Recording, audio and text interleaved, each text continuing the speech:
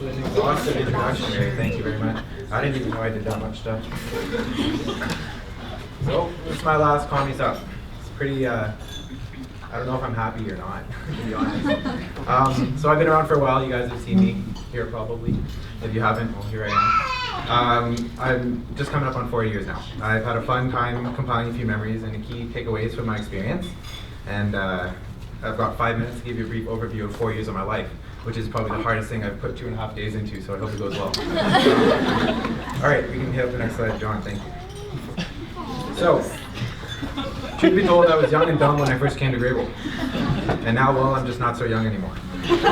4 years have passed, and quickly too, but why on earth did I decide to come here in the first place, let alone staying 3 years after that? The story really isn't all that exciting. I mean, same as all of you, I've applied to a number of different post-secondary institutions coming right out of high school, got accepted into most of them, but found that none of them really provided a strong sense of community or social support, or a friendship facilitator, if you will. So as a complete introvert, both then and now, this totally concerned me. Truth be told, I have no idea why I really decided to come to Grebel. I mean, my older brother was here at the time, and they had food and a bed for me, so that's pretty much all I needed. Tomorrow, the Rebecca de Jong of the past accepted my application and organized my times for Grebel pre-admission and my interview. June 2006 rolled around pretty quickly. 2015, sorry. June 6,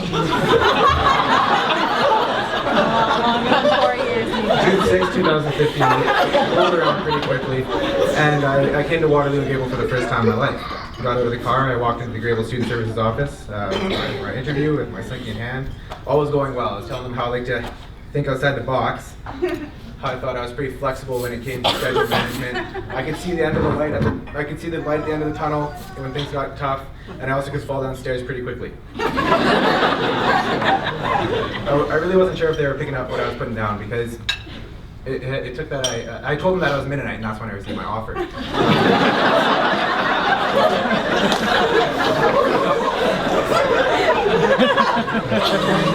A couple of weeks later in the mail, I got a nice big fat welcome package. It made me happy. Thank you, Pam. Moving day was great.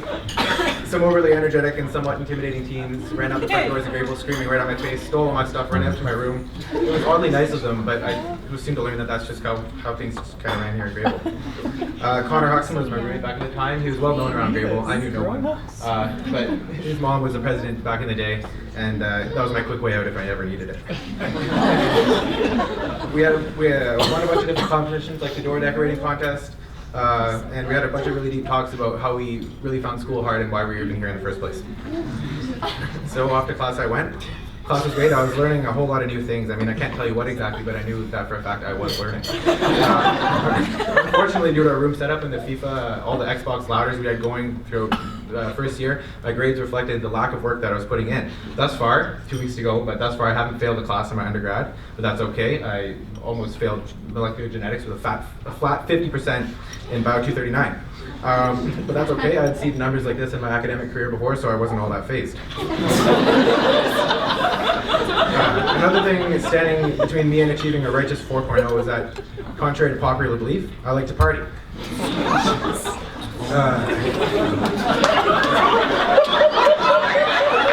Here's a fun fact for you guys. I'd actually never partied before coming to Grebel.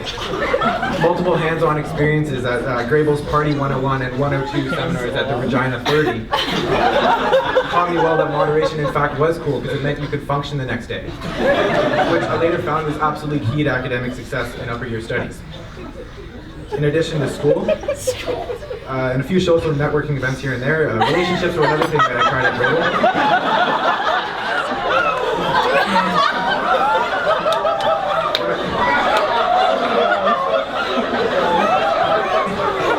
This is an original graph, by the way.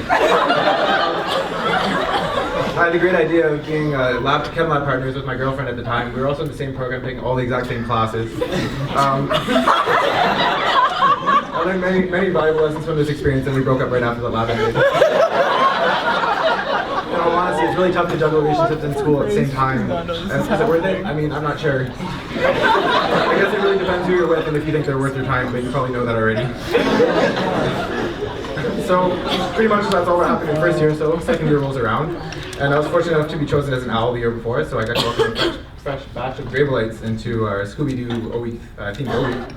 And shortly after, I was promoted to the upper year squadron for the Grebel Bowl and had the privilege of chanting about how blood makes the grass grow and all that jazz. Unfortunately, I ended up tearing my ACL in that year's match. Experiencing an injury such as this sucked because it meant losing the only thing I really thought I had going for me at the time, which was athletic competence. But interestingly, with a decreased ability to move came an increased willingness to drive and apply myself to my academic studies, which surprisingly led to higher grades. Who would have thought? During my 2 years of little to no physical activity, I spent a lot of time in my small cinder block Grebel bedroom and became aware of the important role that hall wandering plays in facilitating social support and psychological well-being for residents around Grebel. I also listened to way too much John Mayer and found a love of physiology and regenerative medicine research, specifically that surrounding human embryonic stem cells and induced pluripotent stem cells. This largely shaped the last 3 years of my academic life. Having opted out of the U-Waterloo co-op stream, I never really had the authentic job mine or Waterloo Works experience. End of second year, with my newfound love for stem cells, I decided to write a proposal to the University of Toronto that discussed a few different ideas how we can create a scalable human tissue engineering platform capable of giving rise to any functional tissue or organ of the human body. They liked it, and it didn't help my knee, but since then I've had invaluable experiences working on projects that have reached that of University of Toronto, University of British Columbia, MIT down in the States, and Cambridge Stem Cell Institute in the UK. As such, I'm a huge proponent of people finding something that they love to do, giving it their all, whether it's music, sports, academic, cooking, partying. If you love it, do it. If you haven't found what you love, keep searching. It's definitely worth it. After all, love what you do and never work a day in your life. What do I want you to take from this? More importantly, what do I want to take from this? What should I even take from this? In sum, my 4-year journey has gone by in a flash. It feels like yesterday I was moving into residence with my laundry hamper and fan. Really fast. Grebel has been my second home and family for a long time.